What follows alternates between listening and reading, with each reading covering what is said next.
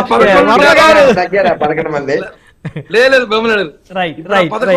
Shuttle team మాత్రం చూడాలి. ఇప్పుడు మనం చూద్దాం, తర్వాత అడుగుదాం, వారిని అడుగుదాం మరి వారి అభిప్రాయం భవిష్యత్తులో. మరి ఎందుకంటే అభిప్రాయాలు మారుతూ ఉంటాయిగా, ఒకే విధంగా ఉండవుగా. రైట్ కిరణ్ గారు, మొత్తానికి ఏంటి సిద్ధమవుతున్న శ్వేతపత్రాలు, టెన్షన్ లో మాజీ మంత్రులు? టెన్షన్ మాజీ మంత్రులు కొత్త ఏమో సార్, ముందే చెప్పాం కదా మేము, మాది రెడ్ బుక్ ఉంది మళ్ళీ మొహమాట మీది కాదు కదా, లోకేష్ గారిది కదా.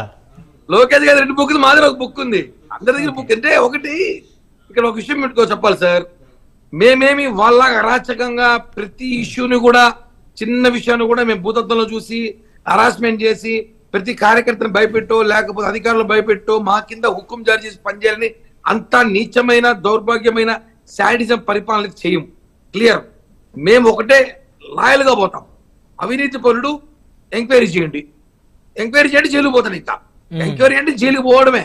మేము పగబట్టి, మేము 307 కేసులు పెట్టి, మర్డర్ కేసులు పెట్టి, ఇంకో కేసు పెట్టి, ఆపేసి కేసులు పెట్టి లాకెళ్ళ డైరెక్ట్ పోలీస్ అటాకింగ్ చేశారు.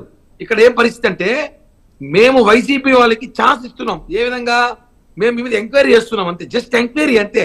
ఎంక్వైరీలో మీరు పోతారు అంటే మీరు తప్పు చేశారు కాబట్టి ఎంక్వైరీ పోతారు. సిబిఐ కానీ, సిఐడి కానీ, ఇంకోటి కానీ మేము మిమ్మల్ని ఏం చేయం, దాడులు చేయడం అనేది ఏం చేయం. ఎందుకంటే మాకు చట్టం తెలుసు, చట్టాన్ని మేము చేతిలో తీసుకో. దాడులు చేస్తున్నారు కదా వైసీపీ నేతలు. ఆల్రెడీ మీరు కూటమి వాళ్ళందరూ కలిసి దాడులు మొదలు పెట్టారనే కదా వారు చెప్తా ఉంది. మీ ప్రభుత్వం చేస్తారు సార్. ఇవన్నీ ఏముంది, రాజకీయాలు ప్రతిపక్ష నాయకుడు ఆ మాత్రం చేసుకోకపోతే సింపతి రాదు, సానుభూతి రాదు. చేసుకోండి, ఏమవుతుంది, అంతే కదా. ఇప్పుడు మేము దాడులు చేసామో లేదో 10 రోజులు అయింది, ఎక్కడ ఎటువంటి ప్రూఫ్స్ లేవు. వైసీపీ వాళ్ళే దాడులు చేసుకుని చెప్పొచ్చు మేము దాడులు చేసుకున్నామని. మనం తిరుపతిలో చూసాం, ఒక వైసీపీ కార్పొరేటర్ 13వ వార్డు కార్పొరేటర్ ఏం చేశాడంటే, ఎవరు లేనప్పుడు రాత్రి ఇంత పెద్ద రాళ్ళు వేసి ఆఫీస్ పని వేసుకున్నాడు. వేసుకుని పొద్దున్న లేసి నాపై దాడి చేశారు, ఎమ్మెల్యే జరిపిస్తారు, దాడి చేశారు సార్, నేను ఉండలేదు సార్ పార్టీలో అన్నాడు. తీరా సీసీ కెమెరాలు చూస్తే కూడా వేసుకోరు రాళ్ళు. కిరణ్ గారు మీరు చెప్పేది వాస్తవాలే. ఇలాంటివి జిమ్మిక్కులు చాలా చేస్తారు వైసీపీ. కొత్త జిమ్మిక్కులు చేయడం కేవలం వాళ్ళు భయపడిపోయి మా పార్టీలో చేరాలనో లేకపోతే టీడీపీలో చేరాలనో, ఈ చేరే ప్రయత్నంలో మాకు ప్రాణహాని ఉంది, మమ్మల్ని కొడుతున్నారు, మమ్మల్ని బెదిరిస్తున్నారు, మేము వెళ్ళిపోవాలంటారు. దయచేసి దండం పెడుతున్నాం, మీరెవరు మాకు రావాల్సిన అవసరం లేదు, మీరు చేరాల్సిన అవసరం మాకు లేదు. మాకు ఇప్పటికే హౌస్ఫుల్ కదా మీ కూటమి. హౌస్ఫుల్ కాదు, మిమ్మల్ని చేర్చుకుని మేము ఏం చేయాలి? ఇప్పుడు మీరు వచ్చి మమ్మల్ని మా మధ్యలో రచ్చబెట్టి మాకు గొడవ పెట్టి మళ్ళీ ఎలక్షన్ ముందు మీ సొంత పార్టీకి మీరు వెళ్ళిపోతారు. వాస్తవం ఇది. ఇప్పుడు వైసీపీ వాళ్ళు తెచ్చుకొని ఎలక్షన్ మేము పార్టీ ఎస్టాబ్లిష్ చేసిన అవసరం మాకు లేదు. మాకు ప్రజల బలం ఉంది, ప్రజాబలంతో గెలిచాం, 21 గెలిచాం. 164 అసలు పెద్ద ఫిగర్ ఇది. ఇంకా రాబోయే స్థానిక ఎన్నికలు కానివ్వండి, ఇవన్నీ కూడా మాకు వన్ సైడ్. ఇంకా 10 ఏళ్ళు మమ్మల్ని నో మోర్, 10 ఏళ్ళు అంత కాన్ఫిడెన్స్ మంచిది కాదేమో కిరణ్ గారు. జగన్మోహన్ రెడ్డి గారు కూడా నేను 30 ఏళ్ళు ఉంటానన్నారు, సో ఇబ్బంది పడ్డారు, తర్వాత బొక్కబోర్ల పడ్డారు. సార్ జగన్మోహన్ రెడ్డి పరిపాలన, ఇక్కడ పరిపాలన వేళ్ళండి. జగన్మోహన్ రెడ్డి పరిపాలన అందరూ చూసాం. మేము 10 ఏళ్ళు ఉండి తీరాలి, ఎందుకంటే 10 ఏళ్ళు ఉంటేనే ఈ రాష్ట్రం బాగుపడుతుంది. మేము 10 ఏళ్ళు మా స్వార్థం కోసం చెప్పట్లా. కిరణ్ రాయ్ ఎదగాలనో లేకపోతే వర్మ గారు డెవలప్ అవ్వాలనో, బ్రహ్మనాయుడు గారు ఛానళ్ళకి ఎండి అవ్వాలని చెప్పట్లా. నేను చెప్పేది ఒకటే, 10 ఏళ్ళు రాష్ట్రం బాగుపడాలి, అమరావతి రాజధానిగా ఉండిపోవాలి, పూర్తిగా ఉద్యోగాలు రావాలి, కంపెనీలు రావాలంటే 10 ఏళ్ళు ఉండాలని ప్రజలు చెప్తున్నారు. ప్రజలే చెబుతున్నారు. ఈ కూటమి 10 ఏళ్ళు ప్రభుత్వంలో ఉంటేనే ఈ రాష్ట్రం బాగుపడుతుంది. మళ్ళా కాబట్టి 10 ఏళ్ళు మేము ఖచ్చితంగా ఉంటాం, మొహమాటమే లేదు. ఎందుకంటే ప్రతిపక్షమే లేకుండా చేసేస్తాం. మేము ఇప్పుడు చెప్పాం కదా, మేము గేటు తాకనివన్నారు, లాస్ట్కి గేట్లోకి రాకుండా పోయే పరిస్థితి ఎవరికి వచ్చింది? ఈరోజు అందరూ చూస్తున్నాం. గేట్లు దూకి పారిపోకుండా చూసుకోండి. ఇక మీరు అసెంబ్లీ గేట్లు దూకి పారిపోకుండా చూసుకోండి, వైసీపీ నేతలు చెప్తున్నా. ఎందుకంటే మీరు చేసిన కామెంట్లు, మీరు మాట్లాడిన మాటలు అన్ని కాదు.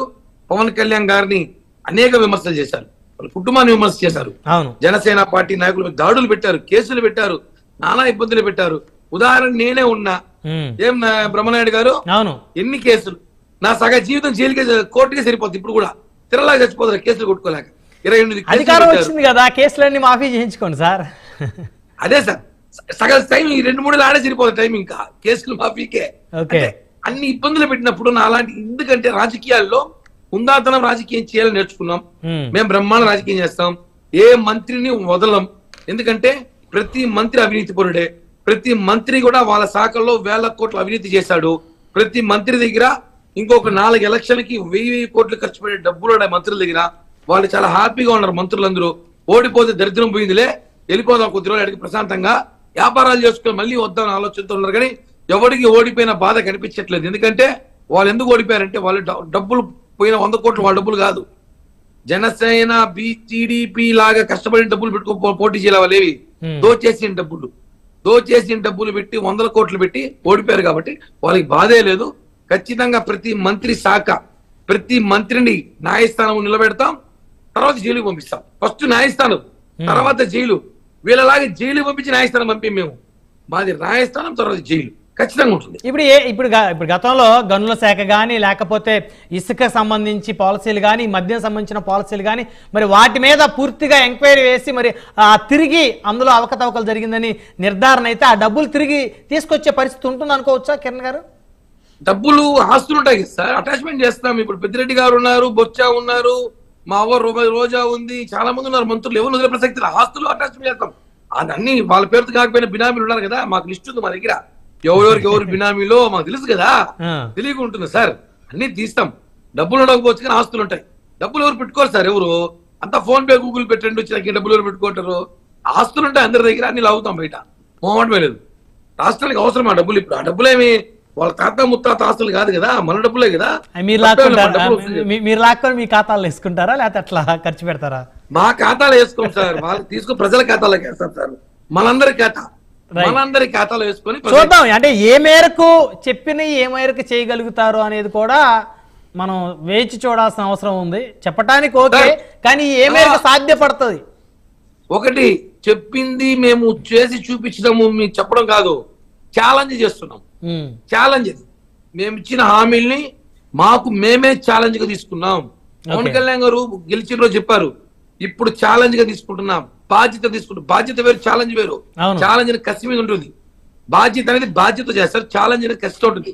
ఛాలెంజ్ ఉదాహరణ ఏది? జగన్ తొక్కుతాం, అది ఛాలెంజ్. ఇప్పుడు ఇచ్చిన హామీలు నెరవేరుస్తాం, అది ఛాలెంజ్.